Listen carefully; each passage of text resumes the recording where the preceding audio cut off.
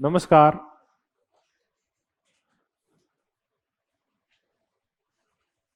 भारतीय राजनीतिक विचारकों की इस श्रृंखला में अब हम एक ऐसे विचारक की चर्चा करेंगे जिनका संबंध स्वतंत्र भारत से भी है और ऐसे लोकतांत्रिक समाजवादी विचारक हैं पंडित दीनदयाल उपाध्याय।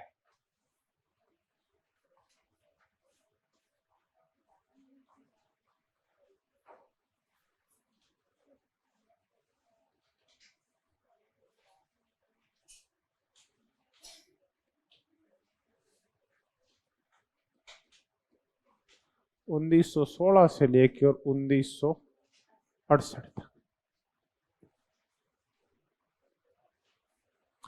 पंडित दीनदयाल उपाध्याय मूलतः मथुरा क्षेत्र के रहने वाले थे, मथुरा यूपी के। और पढ़ने के लिए अपने नाना जी के पास आए थे सीकर में। और सीकर में जो कल्याण स्कूल है वहां से इन्होंने 10वीं तक की पढ़ाई की। फिर पिलानी चले गए, झुंझुनू में।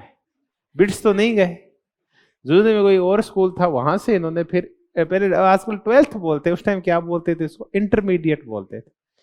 तो इनकी जो है ना स्कूली शिक्षा वो कहाँ पूरी हुई है, शेखावाटी में कंप्लीट हुई है। अब तो सीकर झुंझुनू वाले खुश हो गए सारे कि एक ऐसा विचारक आया है जिस जो कहाँ पढ़ा हुआ है, सीकर झुंझुनू में पढ़ा हुआ है। देखिए आपको मैं फिर बता दूं, झुंझुनू एक ऐसा जिला है जहां से एक विश्व प्रसिद्ध आदर्शवादी विचारक निकला हुआ है, कांट, इमानुअल कांट। जब झुंझुनू से मलसीसर की तरफ चलते हैं तो कोई 15 किलोमीटर चलते थे, गांव आता है कांट। इमानुअल उसका नाम था और कांट गांव का वो रहने वाला था। बाद में उसका परिवार कहाँ चला गया था, जर्मनी चला गया था, आज से कोई 200-250 साल पहले। तो खैर, तो अब जब कांट यहाँ का है तो ये तो पंडित दीनदयाल जी तो है ही क्या फिर, जो कांट यहाँ से गया है। तो खैर बाद की एजुकेशन उनकी यूपी में हुई। पढ़ने में चलो ठीक थे, होशियार ही थे। घर वालों को उम्मीद थी कि लड़का क्या बनेगा, अफसर बनेगा। लेकिन लड़का अफसर बनने की बजाय बोला कि अब मैं तो आजीवन किससे जुड़ा रहूंगा, आरएसएस से। और आरएसएस के ये क्या बन गए, आजीवन प्रचारक। आरएसएस का जो आजीवन प्रचारक वही बन सकता है जो शादी नहीं करता। तो क्या उनके शादी पे प्रतिबंध होता है क्या? नहीं, प्रतिबंध नहीं होता। आप जिस दिन चाहें शादी करना हो उस दिन आपको ये पद छोड़ना पड़ेगा, आजीवन प्रचारक वाला। तो उसके बाद गृहस्थ के रूप में तो प्रचारक रह सकते हैं, लेकिन आरएसएस से सक्रिय जो आजीवन प्रचारक है वो आप नहीं रह सकते। वो उसके लिए आपको शादी नहीं करनी होती। तो ये आजीवन प्रचारक थे। आरएसएस में एक बहुत अच्छी चीज चलती है, यहां प्रवास चलते हैं, प्रवास। और आरएसएस का भोजन प्रवास है ना, ये बहुत ही अच्छा है। चलो पहले तो ये, फिर आरएसएस से जुड़ गए। फिर आरएसएस ने, जब देश आजाद हो गया, राष्ट्रीय स्वयंसेवक संघ, जब देश आजाद हो गया तो आरएसएस ने फिर बैक स्पोर्ट देके और एक राजनीतिक दल खड़ा किया, भारतीय जनसंघ।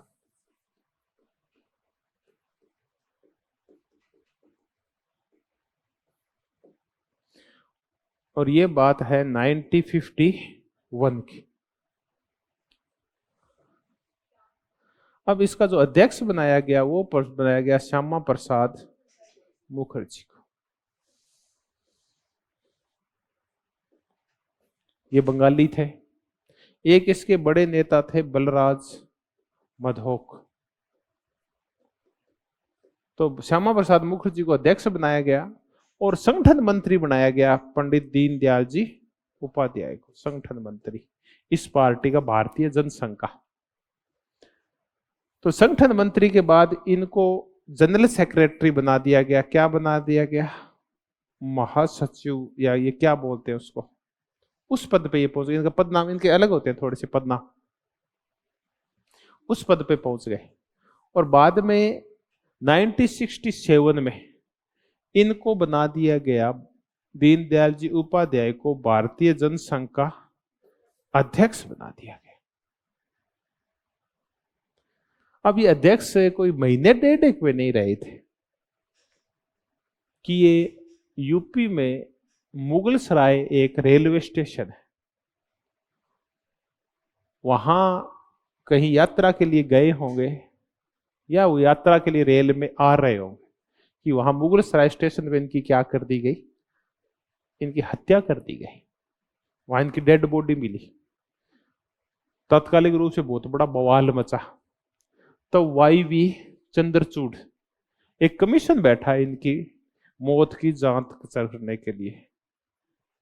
YV चंद्रचूड़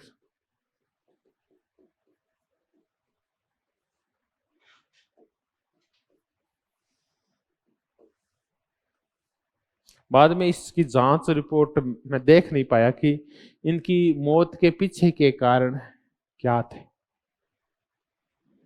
खैर इनकी ऐसे करके इनकी जीवन ज्योति बुझ गई। ऐसे ही मौत हुई थी कश्मीर में किसकी, श्यामा प्रसाद मुखर्जी की। ये भी एक दिन रेलवे पटरियों के किनारे मृत पाए गए थे। उनकी भी मौत है आज, वो भी जांच का एक विषय है आज तक। तो ऐसी डेथ किसकी हो गई थी, दीनदयाल उपाध्याय की। श्यामा प्रसाद मुखर्जी ये कहा करते थे कि अगर मेरे पास 2 दीनदयाल हो तो मैं पूरे देश का चेहरा बदल दूं। यानी संगठन की क्षमता बहुत जोरदार थी दीनदयाल उपाध्याय।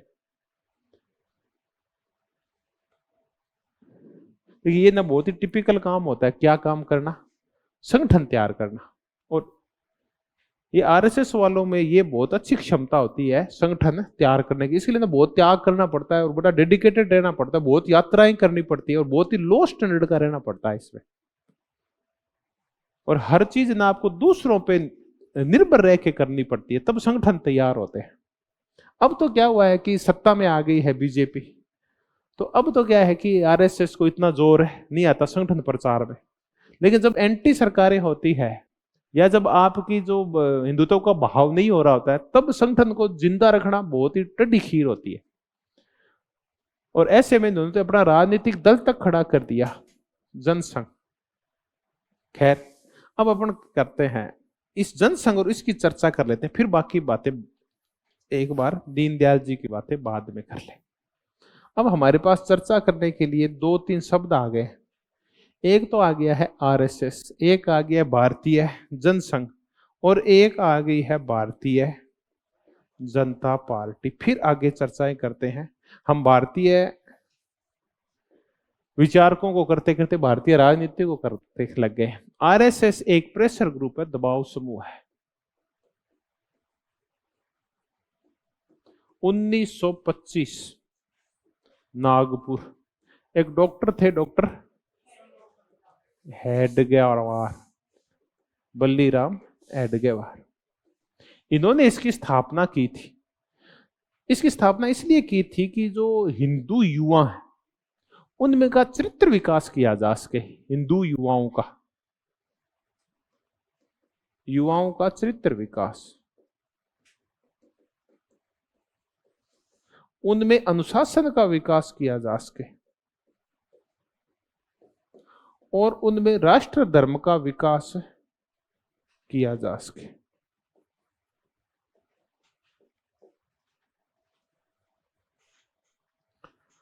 और इन सब का विकास करके और हिंदुत्व को मजबूत किया जा सके।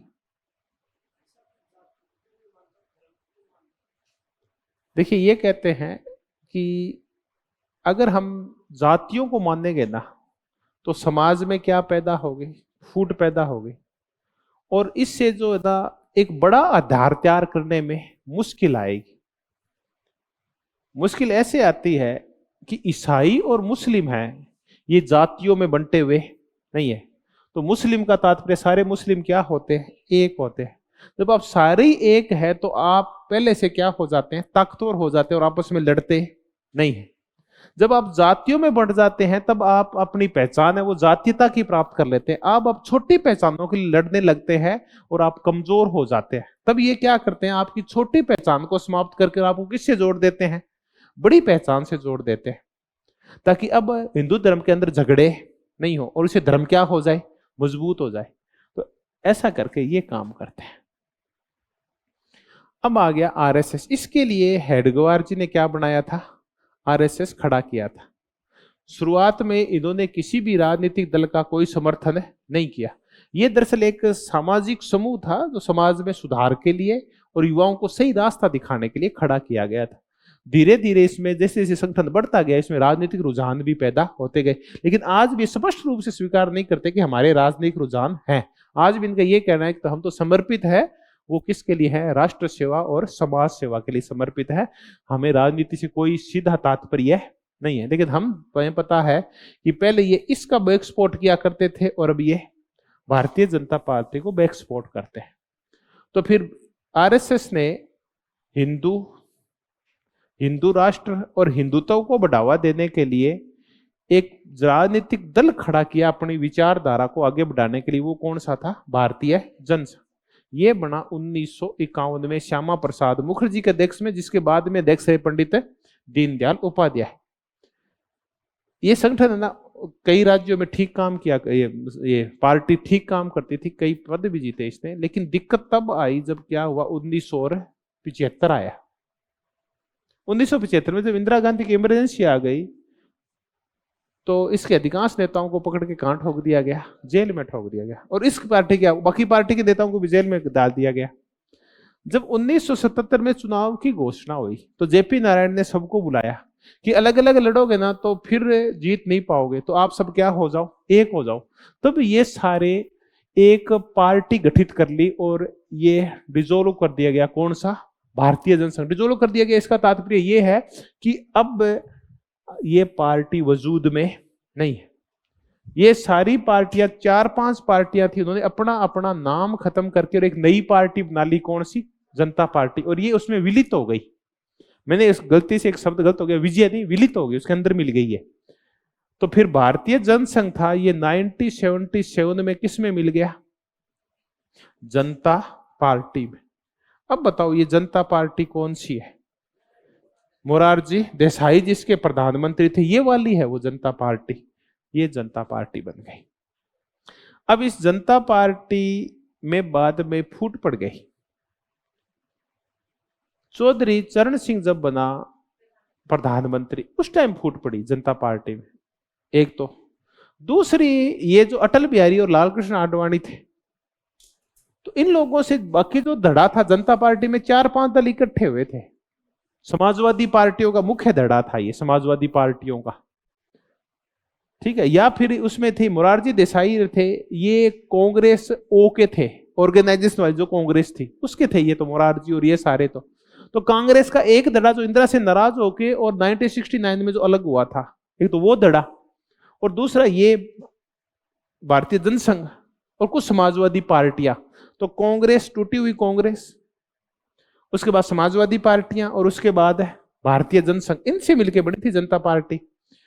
तो बाद में जनता पार्टी का जो समाजवादी धड़ा था और कांग्रेस से टूटा हुआ धड़ा था, उसने आडवाणी से और अटल बिहारी वाजपेयी से ये कहा कि भाई तुम लोग जो कर रहे हो, तुम दोहरी सदस्यता रखते हो।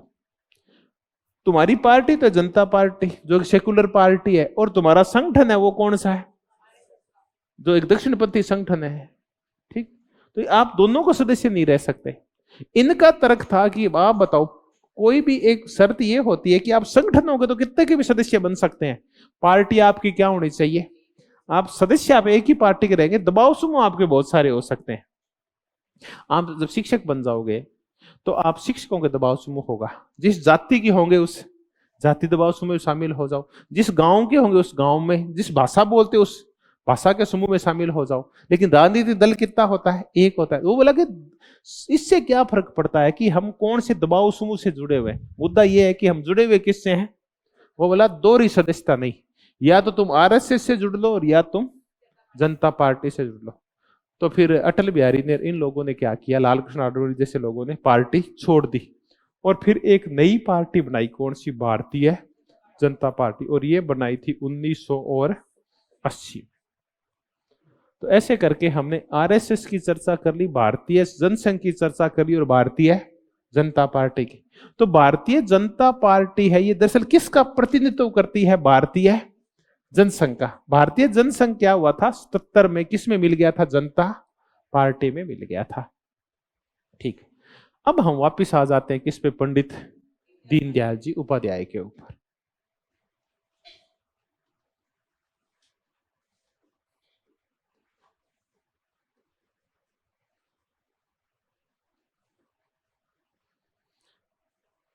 अब आरएसएस के कुछ न्यूज़पेपर्स निकलते हैं।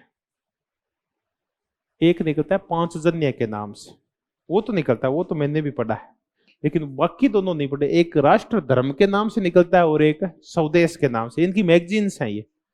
इन मैगजीन्स के संपादक कौन रहे हैं? उपाध्याय जी। पांचजन्य तो काफी फेमस है इनका जो मैगजीन है जो।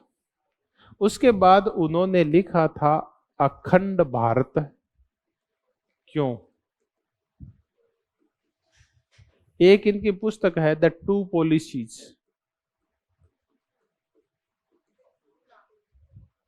To plans, sorry two policies क्या, टू प्लान्स, अमीरों गरीबों के लिए अलग क्यों, टू प्लान्स। एक इनकी है भारतीय अर्थनीति के ऊपर लिखा हुआ है, एक जनसंघ की रीति नीति के ऊपर लिखी हुई है। ये इनकी मुख्य पुस्तक है। दो एक नाटक लिखे हुए हैं इनके, एक चंद्रगुप्त मौर्य पे लिखा है और एक आदि शंकराचार्य के ऊपर लिखा गया है। तो ये है उपाध्याय जी। अब उपाध्याय जी के अपन सारे विचार कर लेते हैं।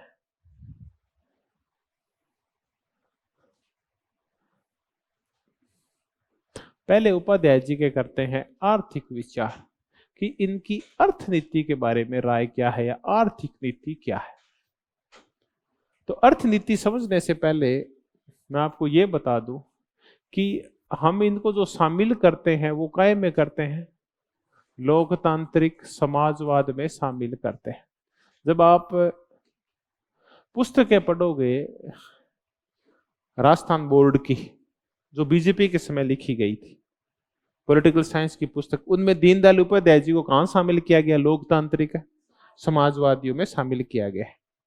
लेकिन वो लोकतांत्रिक समाजवादियों में तो शामिल है, लोकतांत्रिक समाजवाद की एक विशिष्टता होती है, वो उसमें शामिल नहीं होते कि ये ना इनका राज्य धर्मनिरपेक्ष होता है और राज्य और धर्म का मुख्य जुड़ाव है, नहीं होता। जबकि ये तो मुख्य जुड़ाव किसका करते हैं? राजनीति और धर्म का तो ये अटूट संबंध मानते हैं ये। तो हालांकि इनको शामिल काय में किया जाता है, बाकी तो नहीं करते। ये जो दक्षिणपंथी धारा इनको क्या बोलती है कि ये कैसे थे, घुसाया जाता है इनको कहां? लोकतांत्रिक समाजवाद में। हम चर्चा कर रहे हैं इनकी आर्थिक नीति की। ये कहते हैं आर्थिक नीति को समझने से पहले दो चीजें देखनी पड़ेगी। ये कहते हैं एक एकात्म विश्व को समझे आप, और दूसरा आप एकात्म मानव को समझे। इन दोनों को समझेंगे तो फिर आपके समझ में आएगी एकात्म समन्वित आर्थिक नीति। तब आपके एकात्मिक और समन्वित आर्थिक नीति समझ में आएगी। ये सिंपल शब्द है, कोई भारी कोई चक्कर नहीं है, साधारण सी बात है। पहले एकात्म विश्व चर्चा करते हैं कि ये जो विश्व बना है ये इसमें व्यष्टि भी शामिल है और इसमें समष्टि भी शामिल है। ये कोई व्यक्तिवादी आधार पे खड़ा किया गया नहीं है, बल्कि इसमें समाज भी है और इसमें व्यक्ति, दोनों ही महत्वपूर्ण होते हैं और ये आपस में अटूट रूप से जुड़े हुए होते हैं। व्यक्ति के बगैर समाज का अस्तित्व नहीं है और समाज के बगैर व्यक्तित्व का अस्तित्व है। ये एक दूसरे के ऊपर अवलंबित है, एकात्म विश्व। अब आ गया है एकात्म मानव। तो मानव का ऐसे बना है। अब हम जब ये कहते हैं ना ये एकात्म विश्व है क्या, तो इसमें देखिए दोनों चीजें आ जाती है आपकी। इसमें उदारवाद भी आ जाता है और इसमें समाजवाद भी आ जाता है। उदारवाद है ये विश्व की प्रकृति कैसे मानता है? व्यष्टि के रूप में मानता है। और समाजवाद कैसी प्रवृत्ति मानता है? समष्टि की। व्यष्टि होती है जहां व्यक्ति प्रधान होता है, समष्टि होती है जहां समाज प्रधान होता है। तो उदारवाद में व्यक्ति प्रधान होता है और समाजवाद में समष्टि प्रधान होती है। और ये किसको प्रधान मानते हैं? दोनों ही प्रधान होते हैं। अब आ गया एकात्म मानव। ये कहते हैं एकात्म मानव चार चीजों से बना होता है। उदारवाद और समाजवाद दोनों ये मानते हैं कि आदमी काय से बना होता है? शरीर से बना होता है। तो जो कुछ करना है वो किसके सुखों के लिए करना है? शरीर के सुख के लिए करना है। यानी भौतिक तत्व भी महत्वपूर्ण तथा और तत्व महत्वपूर्ण नहीं है। तो इनके लिए शरीर महत्वपूर्ण है। जो पाश्चात्य सभ्यता वाले, चाहे वो पूंजीवादी हो और चाहे वो समाजवादी हो, ये कहते हैं अकेला शरीर नहीं होता, मन भी होता है, बुद्धि भी होती है और आत्मा भी होती है। तो एक जो व्यक्ति का निर्माण होता है वो इन चार चीजों से मिलके होता है, शरीर, मन, बुद्धि और आत्मा। तो आपको जो काम करना है वो किन के लिए करना है? इन चारों के लिए करना है। दिक्कत ये कहां आती है? ये कहते हैं दिक्कत तब आती है जब आप सिर्फ किसके लिए जीने लगते हैं? शरीर के लिए जीने लगते हैं। तो चार पुरुषार्थ है, धर्म, अर्थ, काम और मोक्ष। मोक्ष तो किससे जुड़ा होना चाहिए? आत्मा से। अब आ गया आपके मन और जो बुद्धि है और जो शरीर है, इनका क्या होना चाहिए? ये कि जो पाश्चात्य सभ्यता है उसमें क्या चक्कर चलता है, वो ना दिन रात कमाने में लगे रहते हैं और बहुत ज्यादा अर्थोपार्जन करना चाहते हैं। वो भौतिकतावादी है, पूर्णतया भूखे हैं। तो येन केन प्रकारेण वो पूरे संसार का शोषण करके, सारी प्रकृति का शोषण करके और बहुत सारा क्या इकट्ठा करना चाहते हैं? धन इकट्ठा करना चाहते हैं। तो वो काय पे जोर देते हैं? एक तो अर्थ पे जोर देते हैं। उनका जो मेन मंतव्य है वो द्रव्य इकट्ठा करना है, बहुत सारे भौतिक संसाधन इकट्ठे करने हैं। तो भूख है उनकी जाती नहीं है। दूसरा वो फिर काय पे बल देते हैं? काम पे। उनसे करो भी, इस धन का करोगे क्या? तो भोग करेंगे। तो फिर वो क्या करते हैं? इसका भारी भोग करते हैं। भोग कैसे करते हैं?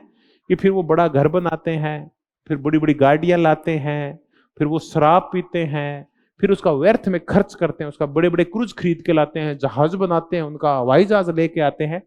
तो उनका जो मूल ध्यान है वो अर्थ और किसकी ओर है? काम की ओर है। अर्थोपार्जन और भोग की साइड में है। अब जो अर्थ और काम जो चीजें पैदा होती है उनका संबंध सिर्फ किससे होता है? शरीर से। कि आप शरीर का यूज करके शरीर के भोग के लिए साधन इकट्ठे कर रहे हैं। अब आपकी क्या चीज गड़बड़ हो गई है? मन और बुद्धि गड़बड़ हो गई है। आप भोगवादी हो गए, आपका ध्यान आत्मा की ओर जा ही नहीं रहा है। आप तो, आपकी मन, बुद्धि और आत्मा तो मर चुकी है। आप ये भी नहीं देखते कि कितने लोगों का शोषण करके इस संसार में और अपना घर भर रहे हैं। तो फिर क्या करें? तब ये कहते हैं कि इस धर्म का वर्चस्व हो अर्थ के ऊपर भी और इसके काम के ऊपर भी। धर्म आपसे ये कहता है कि जो भी आप अर्थ कमाओ ना, वो कौन से तरीकों से कराओ? धार्मिक तरीकों से, सही तरीकों से, नैतिक तरीकों से कमाओ। और जो यूज भी करो ना, उसका कौन से तरीके से करो? धार्मिक तरीकों से करो। यानी जितनी आवश्यकता है उतना ही करो। और धर्म ये कहता है कि आप जो जीवन जिए वो कैसा जिए? सिंपल लिविंग, हाई थिंकिंग वाला जीवन जियो आप।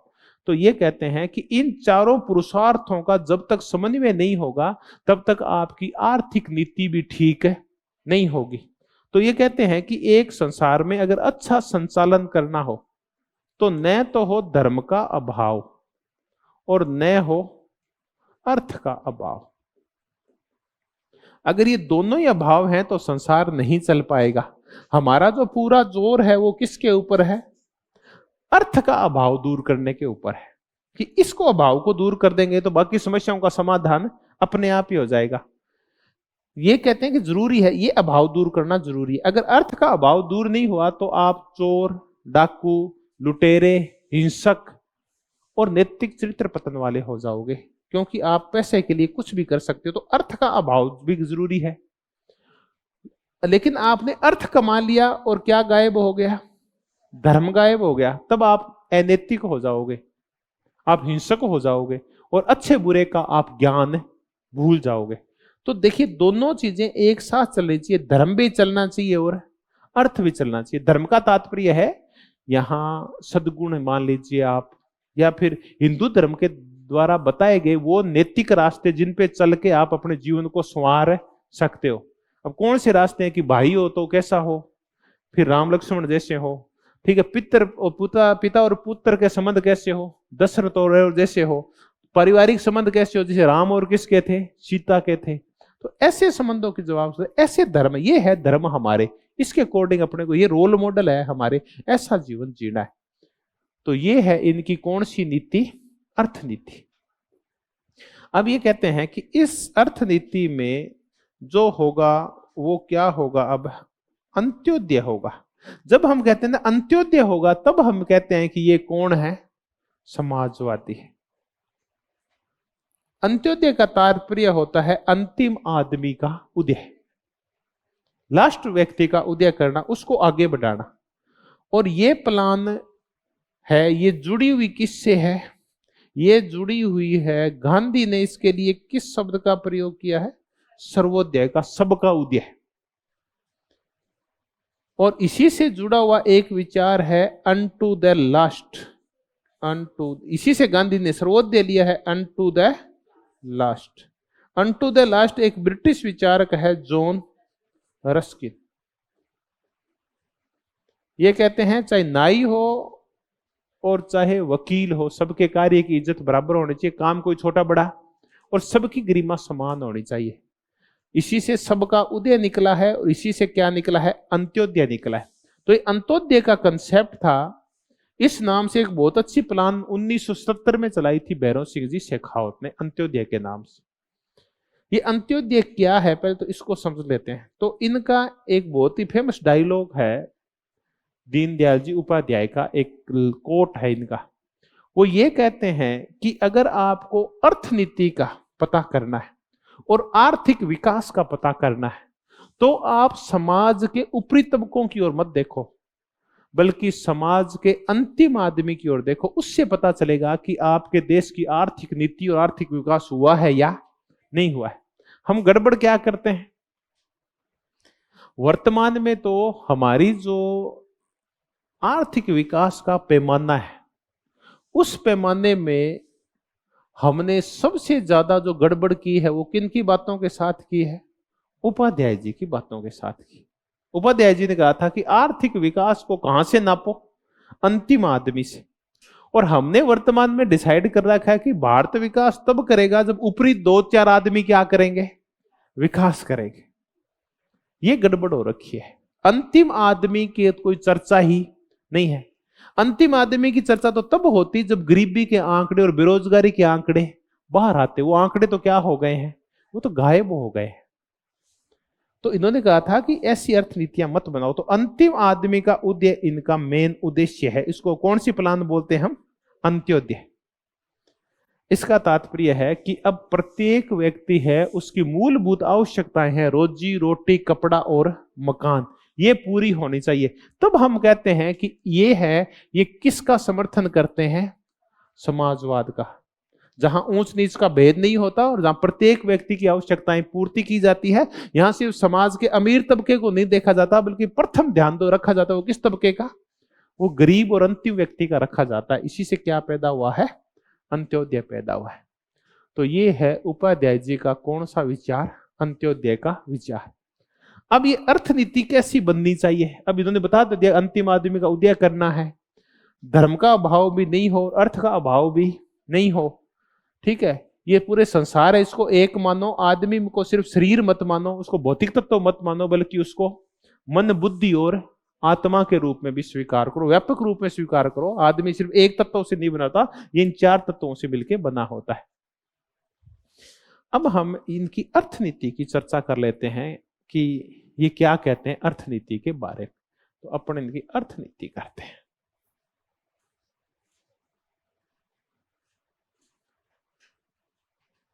आर्थिक नीति सबसे पहले करते हैं उद्योगों के बारे में, ये क्या कहते हैं। उद्योगों के बारे में इनका जो मत है वो गांधी जी से मिलता जुलता है। ये बड़े उद्योगों की बजाय, जिनमें पैसा ज्यादा लगता हो, टेक्निक लगती हो, उसके बजाय कौन से उद्योगों के समर्थक है, छोटे और कुटीर उद्योगों के समर्थक है। तो उद्योगों में ये गांधी जी से मिलते जुलते हैं, कुटीर उद्योग चाहते हैं ताकि हर एक व्यक्ति तक रोजगार का साधन पहुंच जाए और पूंजीवाद पैदा नहीं हो, उद्योग। अब आ गया कृषि। ये कहते हैं कि कृषि में जो बड़ी समस्या है वो है सिंचाई की, और सिंचाई का विकास के लिए ना बहुत बड़ा स्टेट के पास पैसा है नहीं, तो क्या करें? तब ये कहते हैं कि आप लघु सिंचाई योजनाएं बनाओ, बड़े बड़े डैम बनाने की बजाय लघु सिंचाई योजनाएं। और इनमें आप क्या करो, स्थानीय समुदाय का सहयोग लो, फिर ये कामयाब हो जाएगी। छोटे छोटे चेक डैम्स बना लो। आप ये जो बड़े बड़े डैम बनाते हो, भाखड़ा और ये तो कुछ ही बनते हैं, और इनके फिर पर्यावरणीय प्रभाव और अलग से पैदा हो जाते हैं, आसपास सेम आ जाती है, पहाड़ दरकने लगते हैं, संकट आते हैं। तो आप कैसी योजनाएं अपनाओ? सिंचाई। तो ये कहते हैं एग्रीकल्चर में जरूरी है सिंचाई, लेकिन उसके लिए लघु सिंचाई को अपनाएं आप। वर्तमान में एक विशेषता, एक विशिष्ट चीज देखोगे आप चाहे किसी भी क्षेत्र के रहने वाले हैं, पिछले 21 साल में अटल बिहारी वाजपेयी को छोड़ दो, 2003 तक छोड़ दो, 10 साल तो कांग्रेस रह ली, और 10 साल किसको हो गए? मोदी जी को हो गए। आप अपने क्षेत्र में एक भी ऐसा नया प्लान देखो जिसके तहत सिंचाई का विकास किया गया है। एक भी ऐसा कोई प्रोजेक्ट नहीं आया पूरे राजस्थान में, मुझे याद नहीं आ रहा। हमारे साइड में तो एक काम हुआ था कि जो नहरें थी ना उनको दोबारा बना दिया गया था। नहरें तो वो की वही है, बस उनको पक्का कर दिया गया था। नया प्लान कोई भी नहीं आया। अटल बिहारी वाजपेयी एक प्लान लेके आए थे, नदी जोड़ो प्लान। उस प्लान को पहले तो कांग्रेस ने ठप किया, और उसके बाद वर्तमान में तो किसानों का मुद्दा ही क्या हो गया है? खत्म हो गया। ये बड़ी उम्मीद लगी जब ये कहा गया ना कि हम किसानों की आय दुगनी करेंगे। तो दुगनी करने के लिए जरूरी है कि आप खेतों तक पानी पहुंचाओ, तभी तो फसल दुगनी होगी, तभी इनकम क्या होगी? दुगनी होगी। मुझे ये समझ नहीं आया कि उन्होंने किस आधार पे कह दिया था कि मैं 2023 तक किसानों की आय दुगनी कर दूंगा। सिंचाई का कोई भी बड़ा प्रोजेक्ट है वो राजस्थान में नहीं आया, जबकि जल संसाधन मंत्री कहां के हैं? राजस्थान के हैं। तो इसका तात्पर्य, मुद्दा ये नहीं है, मुद्दा ये है कि वर्तमान में सरकार चाहे कांग्रेस की हो और चाहे बीजेपी की हो, किसान इनकी लिस्ट में कहीं भी नहीं है। इनकी लिस्ट में है लंबी चौड़ी जो सड़कें हैं। क्यों? क्योंकि इनसे उद्योगों का प्रचार होता है। इनके आसपास क्या लगते हैं? उद्योग लगते हैं। तो वर्तमान में जो हमारा देश है वो कृषि को ये कहते हैं कि कृषि में सुविधाएं कम देंगे तो लोग कृषि छोड़ेंगे, किसकी तरफ आएंगे? उद्योगों की तरफ आएंगे। तो किसानों को जानबूझ के क्या किया जा रहा है प्लान के तहत? तो दल से फर्क नहीं पड़ता, ये एक पूरे देश का ही प्लान है, नौकरशाही का प्लान है कि कृषि को तो पीछे लेके जाओ और उद्योगों को क्या लेके जाओ? आगे लेके जाओ। जबकि 60% लोग आज भी काय से खाना खाते हैं? कृषि से खाते हैं। तो इनके लिए तो प्रोजेक्ट लाने जरूरी है। अब पता है नहीं यार ये क्या क्या करते हैं। ये लोन देते हैं, देख भाई एक ही काम करते हैं, बड़े रोसी काय में देते हैं किसानों को? लोन में देते हैं। किसान होता है भोला। किसान को लोन तो इस नाम से दिया जाता है कि वो इनपुट्स खरीदेगा, वो रे स्प्रे खरीदेगा, खेती के इक्विपमेंट्स खरीदेगा। किसान क्या करता है अपने बच्चों को पढ़ाने के लिए, और उसको ये लगता है कि ये पैसा मुझे बैंक दे रहा है, तो उसको ये फील नहीं होता। क्योंकि किसान को आज तक जो पैसा आया वो कैसे आया होता है? मेहनत से आया हुआ है। तो जैसे उसको बैंक पैसा देता है वो सोचता है मजा ही आ गया ना, तो वो पैसे का ना उपयोग नहीं कर पाता। उस पैसे का क्या कर देता है? वो दुरुपयोग कर देता है। तो वो या तो छुच्छक कर देता है, या वो फिर वो उड़ावनी कर देता है, और या फिर वो क्या करता है, ये पीछे क्या करते हैं, ये मरने के ऊपर करते हैं ना, ये मृत्यु भोज कर देता है। और उस पैसे को क्या कर देता है ये? अब आप पता है कि खेती में इतना ही पैदा होता है कि आप अपना सिर्फ पेट पाल सकते हो, उसमें आप लंबा चौड़ा इंजॉय नहीं कर सकते। परिणाम स्वरूप किसान क्या हो जाते हैं? कर्जाइती हो जाते हैं। आप देखोगे कि कुछ गांव में पंजाब के, उन्होंने बाहर बोर्ड लगा रखा है कि हम सब बिकने के लिए तैयार है, हमारे खेत खरीद लो, हमारे घर खरीद लो, और हमें भी खरीद लो। क्योंकि उन गांवों के ऊपर अरबों रुपए का क्या चढ़ा हुआ है? बैंकों का कर्जा। आपके ना कोई पटवारी जानकार होना तो उससे पूछना कि मुझे ना किसानों के खाते दिखा जमीनों के। तो आप उसके जब खाते देखोगे, जमाबंदियां देखोगे ना, तो उनमें लाल लकीरें हैं बहुत ही सारी।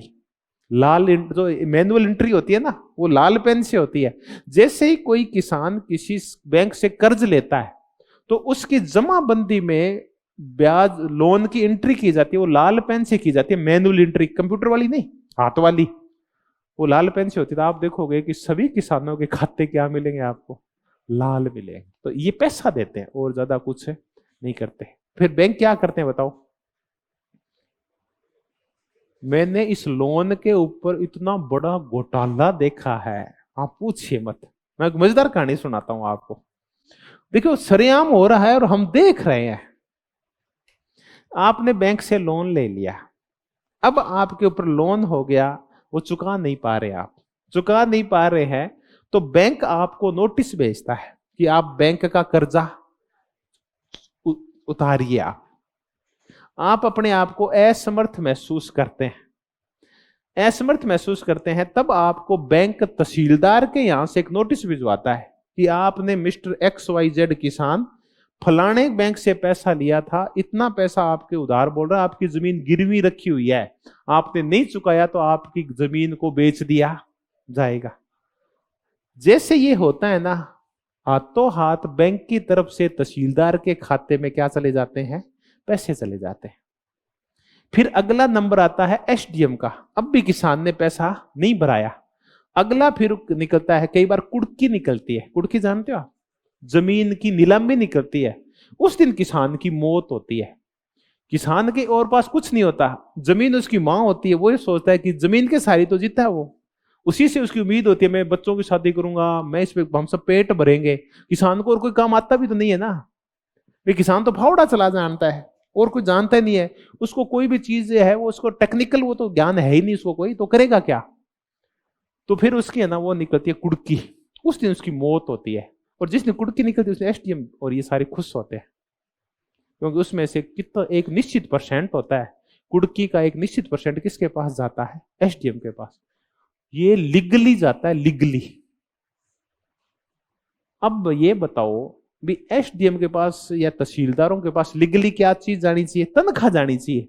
तनख्वाह के अलावा कोई भी सरकारी कर्मचारी है वो कोई और कमाई नहीं कर सकता। ये क्या होती है, उनकी लीगली कमाई होती है जो बैंक उनको देते हैं। किन से लेके? अच्छा, अब बैंक उनको घर से देते हैं क्या? घर से नहीं देते, वो उस खर्चे को किस में जोड़ देते हैं, किसान के खाते में जोड़ देते हैं। और वो किसान के ऊपर कर्ज है ना, वो पहले से क्या हो जाता है, थोड़ा सा और ज्यादा हो जाता है। तो ये ना सरेआम चल रहा है और हम देख रहे हैं। तो वर्तमान हालात, सही हालात ये है कि ये फील्ड है ना, इसको बहुत ही टाइट कर दिया गया है। इसकी स्थिति सबसे ज्यादा खराब है।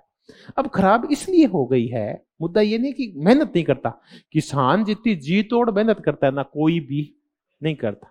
मैं ना अपने आप में कई बार ऐसे करड़ा करड़ा ऐसे होता हूँ, ऐसे ऐसे। और जब कोई मेरे को मिलता है ना, मैं 5 बजे खड़ा हुआ था और मैं किताब लेके बैठा था और मैं शाम तक पढ़ रहा था और पढ़ा रहा था। तो मैंने किसानी भी की है, न तो रात को सोता था और न ही दिन को सोता था। तो किसान जितनी मेहनत कोई भी नहीं करता, चाहे कोई भी हो। हमें उसका तो, हम जितनी मेहनत करते हैं उसका लाख गुना हमें मिलता है। सिर्फ किसको नहीं मिलता जितनी मेहनत करता है? किसान जितनी मेहनत करता है ना, वो कहता है कि मुझे इतना दे दो जितना चपरासी को मिलता है। इस देश के 90% किसान खेती छोड़ने के लिए तैयार है, उनको क्या बना दो, चपरासी बना दो। इतनी भी कमाई उसके नहीं होती। तब मैं चर्चा कर रहा था कि ये फील्ड है ना, ये बहुत ही खतरनाक हो गया है। ये इसलिए हो गया है कि इनपुट्स की रेट नहीं बढ़ रही और आउटपुट्स क्या होते जा रहे हैं, महंगे होते जा रहे हैं। पहले है ना किसानों के कोई खर्चा ही नहीं था, सारे किसान एक जैसे कपड़े पहनते थे, बड़े छोटे का भेद भी नहीं था गांव में। पहले सारे ना ढीले ढीले से पजामे और खाकी खाकी रंग के कपड़े पहनते थे ताकि मेल दिखाई नहीं दे, क्योंकि 2-2 3-3 4-4 दिन बाद खेतों में काम करते हैं तो रोज कपड़े थोड़ी धोते हैं। तो सफेद कपड़े कम पहनता है किसान, और ही रंग के कपड़े पहनता है। ये तो अब किसान मॉडर्नाइज हो गया ना, तब ये पहनने लगे, तो खर्चा कपड़ों का भी ज्यादा हो गया उसके। अब मोबाइल का खर्चा हो गया, बिजली के बिल आ गए, घर पे इक्विपमेंट है उनके बिल ज्यादा आने लग गए हैं, और बच्चों के खर्चे, शिक्षा देखो कितनी महंगी हो गई है। और किसान की कमाई है वो वहां की वो वहीं पड़ी है, वहीं की वहीं, कोई एक्स्ट्रा कमाई उसके नहीं। उल्टी उसकी कमाई क्या हो गई है, कम हो गई अब, क्योंकि पानी तो खत्म हो गया है सब जगह है ना, वो डार्क जोन में आ गए बहुत सारे, अब ट्यूबवेलों का पानी चला गया है। डीएपी और यूरिया के भाव 15 गुना बढ़ गए, और गेहूं का भाव पिछले कोई 20 सालों में डबल तक नहीं हुआ। 1000 बिकती थी, ज्यादा से ज्यादा कितने पे हुई है 11, अब 2100 हो गई, 1100 रुपए बढ़े, डबल हुए। और यूरिया और डीएपी बढ़ के 7-8 गुना भाव बढ़ गए। डीजल के भाव, जब गेहूं 1000 रुपए थी तो डीजल 20 रुपए था, अब गेहूं 1100 रुपए है तो डीजल कितने रुपए है, 100 रुपए है। तो डीजल कितने गुने बढ़ा है, 5 गुना। तो फसलें को अगर रेट ही 5 गुना बढ़ा दिया जाए तो किसान की हालत सुधरेगी, वरना किसानी आने वाले टाइम में सबसे खतरनाक धंधा है। लेकिन किसान जा नहीं सकता, कहीं मरा पड़ा है, जाए तो जाए कहां, उसके पास कोई चारा नहीं। अब मैं इसी डर से तो मैं गांव छोड़ के आया था, आया किस लिए था, मैं आपको फिर बता दो, ईमानदारी स्वीकार करता हूं, मैंने 4 साल तक खेती की थी और हमने संयुक्त परिवार में खेती की थी। और जब हिसाब करते थे, जबकि मेरे यहां तो सारी सुविधाएं हैं, ट्रैक्टर है, पानी है, और पानी भी एक प्रकार का नहीं है, कितने प्रकार का है, 3 प्रकार का है। घग्गर नदी का पानी आ जाता है सीजनली जब चावल बोते हैं तो। उसके बाद हमारे पास 2 नहरों का पानी है मेरे खेत में, भाखड़ा का पानी है और राजस्थान नहर का पानी है, 2 नहरों का पानी है। और तीसरा मेरे यहाँ ट्यूबवेल का पानी बहुत ही मीठा है, ऊपर ही है, बहुत ज्यादा नीचे भी नहीं है। और हम तो 6-6 इंच का वो पानी निकालते हैं, इतनी चौड़ी नाल से सीधा ही निकालते हैं, और फ्लड इरिगेशन करते हैं। फुहारा तो हम जानते नहीं क्या होता है, भाई इतना ज्यादा पानी है कि हम सीधा फ्लड इरिगेशन करते हैं, सीधा जमीनों को भरते हैं। और जमीन भी एक साथ कितनी कितनी भरते हैं, आप विश्वास नहीं करेंगे, हम जो जमीन भरते हैं 5-5 बीघा एक साथ भरते हैं, 2.5 बीघा या 5-5 बीघा। जबकि आप देखो जब पानी कम होता है तो हम जमीन की क्यारियों का आकार क्या कर लेते हैं, छोटा कर लेते हैं, जबकि हम तो 5-5 बीघे एक साथ भरते हैं, इतनी लंबी, क्योंकि जमीनें टाइट है वहां, तो पानी ज्यादा सोखती नहीं है, तो पानी आसानी से भर जाता है। तो हम तो नकदी फसल लेते हैं अधिकांश, चावल हम खाते नहीं है तो नकदी फसल है हमारे लिए, हम गेहूं तो खा लेते हैं, हम कपास बोते हैं, तो ये 2 मुख्य फसलें हैं वहां की। उसके बाद सरसों बो लेते हैं, वही खूब होती है, पानी लगता है उनके अंदर। उसके बावजूद हम जब हिसाब करते थे तो कुछ भी बचता नहीं था, ये हालात हो गई थी। जबकि हम तो पढ़े लिखे थे, हम तो मैंने आने के बाद हम बनिए के चुगल से भी आजाद हो गए थे, क्योंकि बनिया है ना, लगभग जो पैसा देता था इनपुट्स लाने के, उसके ऊपर 2% तो कहता था, और अंत में ब्याज कितने % पड़ता था, जाके 4% पड़ता था। हम तो हिसाब किताब भी करना सीख गए थे, बैंक से पैसा लेते थे, टाइम पे जमा करते थे, और पैसा भी 2.5-3 लाख लेते हैं तो बैंक कितने % ब्याज लेता है, 4%। चलो गड़बड़ कर देते हैं कर्मचारी, 1-2% ज्यादा हो जाता था, हम तो पूरा पूरा हिसाब रखते, फिर भी खेत में कुछ बचता, कुछ नहीं बचता था। और ना ये मेले कुचले और रहते थे, ठीक है। वो तो मेरी पत्नी ठीक थी कि मुझे छोड़ के नहीं गई, हाँ, मैं उसमें अपने भाग्य को सराहता हूं, कि वरना वो तो उम्मीद ये करके आई थी कि मैं तो एक पढ़े लिखे उसके पास जा रही हूँ, शहर से आई थी, कि पढ़े लिखे के पास, जो जयपुर पढ़ के आया हुआ है, राजस्थान यूनिवर्सिटी में पढ़ा हुआ है, पीएचडी कर रहा है, और बाद में नौकरी और लग गया, तो उसकी सारी उम्मीदों पे क्या फिर गया था, पानी फिर गया था। गाय में, घर में 2-3 गायें थी जब वो आई थी, और एक मैं था, मैं तो स्कूल गया और स्कूल से खेत चला गया, ठीक है। अब स्कूल से खेत है तो आप अब वो क्या करते हैं, दिन में 2 बार नहा लेते हैं, डीओ लगा के क्या रहते हैं, रेडी रहते हैं। तो वो तो ये उम्मीद करके आई थी कि वो तो दिन में 4-5 बार तो बाल मारता होगा, है ना। यहाँ 4-4 दिन दाढ़ी नहीं बनती थी, यहाँ ये हालात हो गए थे। चलो मैं तो कृषि की बता रहा था, बाकी में टेढ़ा काम है, इसलिए मैं तुम सबसे कह रहा हूं कि जो भी गांव से है ना, पढ़ना शुरू कर दो, जीवन बहुत ही टफ है, बहुत ही टफ है। जब मैं उस इलाके में जहां इतने सारी सुविधाएं हैं मैं कुछ नहीं कर पाया, तो आप तो जिन क्षेत्रों से आए हो ना, चाहे आप शेखावाटी से आए हैं, चाहे कोटा से आए हैं, चाहे डूंगरपुर बांसवाड़े से आए हैं, आपके यहाँ ये वाली आधुनिक सुविधाएं नहीं है, क्योंकि हम लगते हैं हरियाणा और पंजाब की बॉर्डर के, तो हमारे यहाँ सुविधाएं बहुत ही है, आपके यहाँ सुविधाएं कम है। तो आपकी खेती तो हमसे भी खतरनाक है। अपन कई बार सोचते हैं कि जालौर वाले ये सोच रहे होंगे कुछ नहीं है, नहीं पढ़ेंगे तो क्या कर लेंगे, अनार के बाग लगा लेंगे। कईयों से बात होती है अनार के, तो बाग तो मेरे यहाँ भी लगे हुए, मेरे यहाँ किन्नू के बाग है। पिछले 4 साल से एक धेले का किन्नू नहीं हो रहा। ये जो टेम्परेचर हाई हुआ ना, इसकी वजह से मार्च में जब भी फ्रूटिंग आती है ना, तो फ्रूटिंग आते आते अप्रैल 15 तक सारे वो जो फ्लावरिंग होती है वो कहाँ गिर जाती है, सारे फ्लावरिंग नीचे गिर जाती है गर्मी की वजह से। इस बार ठंड रही तो इस बार ओले आ गए। 3 साल तक तो गर्मी ने मारा, और चौथे साल में कौन मार गए, पोले मार गए। अब घने अच्छे अच्छे सुंदर सुंदर दरख्त खड़े हैं, उन दरख्तों को देखो तो हरे भरे इतने बड़े बड़े पेड़, इतना सुंदर लगता है बाग, ये पूछो मत। 2 मिनट इच्छा होती है कि चारपाई डाल के बैठे, कुछ होता ही नहीं है, क्योंकि उसमें और बाग जब लग गया तो उसमें और कोई फसल है नहीं होगी। तो अब उनकी हालत ये हो गई है कि उनके बच्चों को पढ़ाई छोड़नी पड़ रही है। बड़े बड़े जो बाग के मालिक थे तो अभी कहते हैं ना बाग लगा लेंगे, आधुनिक खेती कर लेंगे, ये लगा लेंगे। ये 90% लोग झूठ बोलते हैं। खेती उन्हीं की कामयाब होती है जिनकी बैक सपोर्ट होती है। अब मैं खेती करूंगा तो मेरे समझ में आता है भी मुझे 2 साल नुकसान भी हो जाएगा तो फर्क है नहीं पड़ेगा। अगर कोई बेरोजगार खेती करेगा ना तो उसकी हालत टाइट हो जाएगी, क्योंकि 2 साल वो खाएगा क्या अगर खेती में कुछ नहीं हुआ तो। तब मैं कह रहा हूँ ये टिपिकल काम है, थोड़ा ध्यान रखना। मैं आपको वो निरुत्साहित नहीं कर रहा, लेकिन कृषि के साथ सहायक धंधे क्या होते हैं बहुत ज्यादा जरूरी होते हैं। अब मैं कल कई बार चर्चा करता हूँ, तो कल है ना मैं एक वो भगवंत मान का नाटक देख रहा था, है ना, भगवंत है ना। तो वो कह रहा है, एक वो छात्र से पूछता है गुरुजी भगवंत मान से कि भगवंत मान तो ये बता कि सहायक धंधे कौन से खेती के। वो ऐसे करके कहा गुरुजी मैं थोड़ा दसा सहायक धंधा कि साढ़े खेतां से गन्ना होता है। क्या होता है? गन्ना। गन्ना तो समझ गया आप, शुगर कैन होता है, ठीक है। फिर उस शुगर कैन से हम गुड़ बनाते हैं क्या फिर कि अगर हम उस गुड़ को 5 किलो गुड़ है उसको कुछ दिन अगर हम जमीन में दाब के रख देंगे तो उससे क्या बन जाएगा? उससे पूरी देसी की 5 बोतलें तैयार होती है। ये है कृषि का सहायक धंधा। तो मैं उस सहायक धंधे की बात नहीं कर रहा हूं, मैं कह रहा हूं कि अगर आप कोई ऐसा काम करते हैं जो कृषि से प्रत्यक्ष जुड़ा हुआ नहीं है, कोई निर्माण कर रहे हैं, कोई व्यापार कर रहे हैं, कोई नौकरी कर रहे हैं, तो खेती करना, अकेली खेती मत करना। इससे अच्छा और जोर लगाओ, थोड़ा और पढ़ो। मैं आपको ये अल्टीमेट ये कहना चाह रहा हूं। तो मैंने कहा उद्योग, उसके बाद क्या की चर्चा आई? कृषि की चर्चा आई। कृषि के बाद आई कि उद्योग नीति जो होगी उसमें आप ये ध्यान रखें कि इतना तो पैदा करें कि खुद खा ले और कुछ का आप क्या कर दें, निर्यात कर दें। इसका ध्यान रखें आप, और लोगों को मिल जाए वो क्या मिल जाए, पूरा रोजगार मिल जाए। ऐसी नीतियां बनाए आप।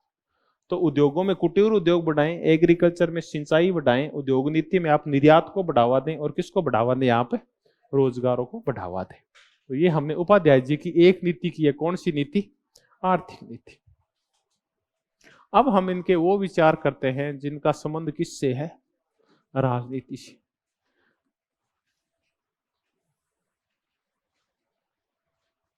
सबसे पहले तो वही पुस्तक जिसका नाम है अखंड भारत। ये अखंड भारत क्या है? अखंड भारत का तात्पर्य है राष्ट्रवाद, जिसके खंड नहीं हो। तो ये कहते हैं कि ये ना, ये सही नहीं है, द्वि राष्ट्रवाद। द्विराष्ट्रवाद का भाव कि 2 राष्ट्र हैं, एक हिंदू और एक मुस्लिम, ये मंजूर नहीं है। ये कहते हैं अखंड भारत में क्या होगा? अखंड भारत की विशिष्टता ये है कि यहां विविधता होगी, लेकिन विविधता में आपको क्या स्थापित करनी पड़ेगी? एकता स्थापित करनी पड़ेगी। ये कह रहे देखो, प्रत्येक जो समुदाय है वो समुदाय अपनी संस्कृति को लेके, अपने विचारों को लेके, अपने धर्म को लेके, अपने धर्म ग्रंथों को लेके, अपनी रीति नीति को लेके, अपनी लाइफस्टाइल को लेके हर एक तरीके से जीने के लिए स्वतंत्र है, वो स्वायत्त है। तो हम विविधता का तो सम्मान करते हैं, लेकिन ये नहीं हो कि ये विविधता आपके अंदर ऐसे भाव भर दे कि आप जो राष्ट्र के उदात्त उद्देश्य हैं और राष्ट्र की एकता है उसके अंदर बाधा पैदा कर दे। कैसे? आप आजाद हैं कि आप कुछ भी खेलें, कुछ भी किसी को भी माने, लेकिन आप क्या करते हैं? भारत पाकिस्तान का मैच हो रहा है और आप किसकी जय जयकार कर रहे हैं? पाकिस्तान के झंडे फहरा रहे हैं और भारत के झंडे को आप जला रहे हैं। ये मंजूर है? नहीं है। तो इस भारत राष्ट्र से संबंधित जो भी परंपराएं हैं ना, आप अपनी परंपरा पालन करने के लिए स्वतंत्र है, लेकिन आपको उसके बाद उन परंपराओं का भी सम्मान करना होगा। इस झंडे का सम्मान करना होगा, राष्ट्रगीत का सम्मान करना होगा। विविधता में आपको एकता बनाकर रखनी होगी। जो राष्ट्र के उदात्त भाव है उनको मानना पड़ेगा। तो ये है इनका अखंड भारत। और इसी अखंड भारत के तहत उन्होंने एक विचार और दिया था लोहिया के साथ मिलके, और वो कहा था कि भारत और पाकिस्तान एक तो नहीं हो सकते, लेकिन भारत पाक क्या बन सकता है, एक संघ बन सकता है, भारत पाक संघ। इसका मतलब संप्रभुता तो नहीं जाएगी, दोनों देश अलग अलग होंगे, लेकिन दोनों विदेश नीति के मामले में एकता रखेंगे। कैसी एकता? अगर भारत पाक संघ को समझना है तो वाकई में ये विचार वाकई इनोवेटिव विचार है ये, कि आप जब भी कुछ करें आप दोनों देश मिलके करें। आज इसको सिंपल तरीके से कहें कि आप अपनी जो सोवरेनिटी है उसको पुल्ड कर लें। पुल्ड का समझ गए? जैसा यूरोपीय यूनियन ने कर रखा है। आप इतने अच्छे दोस्त बन जाओ कि हर एक मामले में आपकी आवाज क्या होनी चाहिए, एक होनी चाहिए। अब आप पे संकट, आपके यहाँ गेहूं का संकट आ गया तो आप एक दूसरे को मिलकर सहायता करो ना। आपको कुछ खरीदना है तो आप दोनों देश मिलके खरीदो ताकि चीज क्या मिले, थोड़ी सस्ती मिले।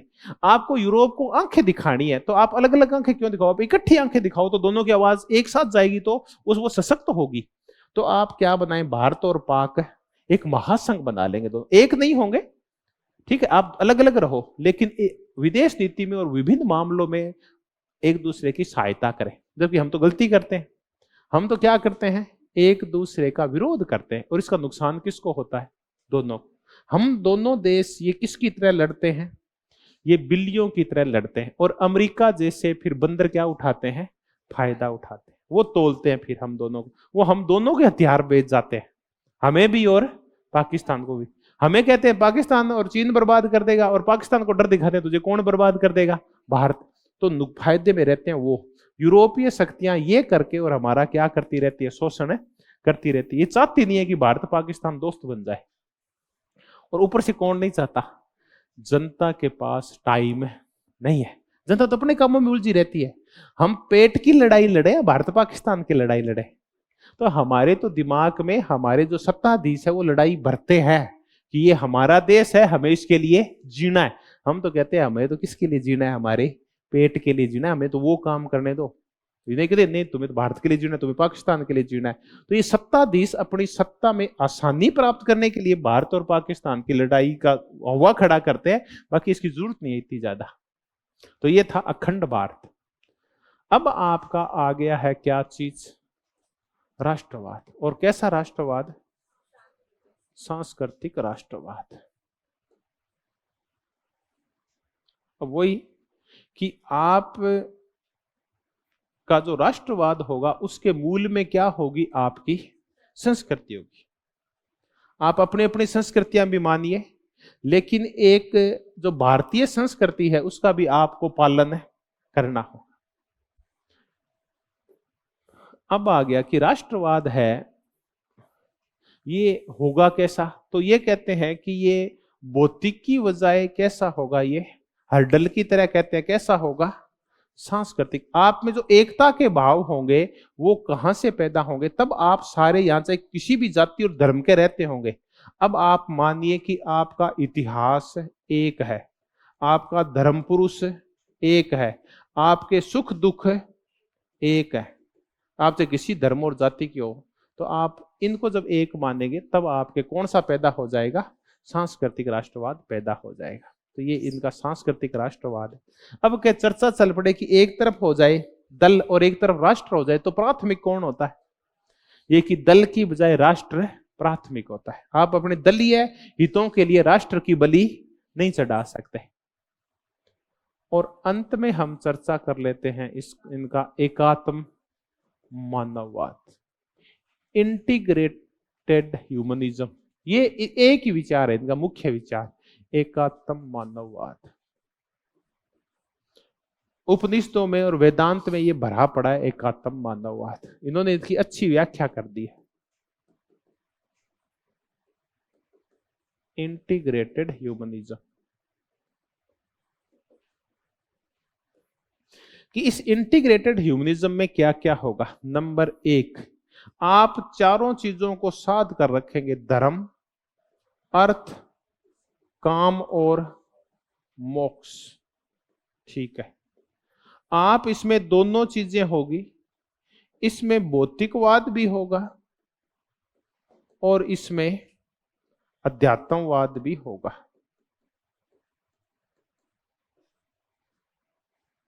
तीसरा, इसमें जो शरीर भी होगा, लेकिन शरीर के साथ साथ मन भी होगा, आत्मा भी होगी और बुद्धि भी होगी। 4, इसमें व्यक्ति भी होगा और इसमें महत्वपूर्ण समुदाय भी होगा, दोनों होंगे। इसमें समष्टि भी होगी और इसमें व्यष्टि भी होगी। और आप प्रकृति से अभिन्न रूप से जुड़े होंगे, तब आप कहते हैं कि इसमें पुरुष भी होगा और इसमें प्रकृति भी होगी। आप इसका भी ध्यान रखेंगे, प्रकृति का भी, यानी आप अपने आप को ब्रह्मांड से जोड़ देंगे। ब्रह्मांड जो सबसे बड़ी इकाई है और आदमी जो सबसे छोटी इकाई है। आप अपने आप की बुद्धि, आत्मा और मन का इतना विकास करेंगे कि आप प्रत्येक चीज से जुड़ जाएंगे। तब जो संकट आएंगे, अब आप कहेंगे पर्यावरणीय संकट है, किसका संकट है? तो यह पूरी मानवता का संकट है। उस संकट को हम समाधान करेंगे, हम सब मिलकर उसका समाधान करेंगे। तब आप ऐसी बिखरी बिखरी यूनिट्स नहीं होंगे, अणुवादी नहीं होंगे, बल्कि आप इस ब्रह्मांड का क्या होंगे? एक हिस्सा होंगे। तब आपकी आत्मा में इतने उदात्त विचार होंगे कि आप स्वयं के बारे में नहीं सोचेंगे, अपने राष्ट्र से भी अंतरराष्ट्रवाद, अंतरराष्ट्रवाद से पूरा विश्व, विश्व से पूरा किसके बारे में सोचेंगे? ब्रह्मांड की दृष्टि होगी। इतने व्यापक करने पड़ेंगे आपको अपने विचार। इसी को अपन क्या बोलते हैं? एकात्म मानववाद बोलते हैं। अब ये कहते हैं कि आपका जो जीवन होगा वो अनुबंध के ऊपर नहीं होगा, कॉन्ट्रैक्ट नहीं होगा। उदारवादियों ने और समाजवादियों ने कहा कि ये जीवन है, ये समाज है, ये क्या है? एक अनुबंध है, कॉन्ट्रैक्ट है। जबकि हमारा इससे संबंध होना चाहिए। कॉन्ट्रैक्ट कभी भी भंग किया जा सकता है, संबंध भंग नहीं होते। आप समाज से जुड़ के रहें, परिवार से जुड़ के रहें, खुद के शरीर से जुड़ के नहीं रहें, बल्कि खुद की किससे जुड़ के रहें? मन, आत्मा और बुद्धि से भी जुड़ के रहें। समष्टि और व्यष्टि का पालन करें, अंतरराष्ट्रीयवादी हो जाए आप। इसको एकात्म मानववाद बोलते हैं। अब ये कैसे चलता है? तब ये कहते हैं कि ये जो चलता है ये सर्पिलाकार तरीके से ऐसे चलता है, ऐसे। आप अपने घेरे को क्या करते जाते हैं? व्यापक करते जाते हैं। ये शुरू होता है यहां व्यक्ति से। इसके केंद्र में कौन होता है? व्यक्ति होगा। फिर अगले घेरे में कौन होता है? आपका परिवार। अब व्यक्ति भी शरीर नहीं है, भोगवादी नहीं है, बल्कि व्यक्ति भोगवादी होने के साथ साथ क्या है? अध्यात्मवादी भी है, धर्मवादी भी है।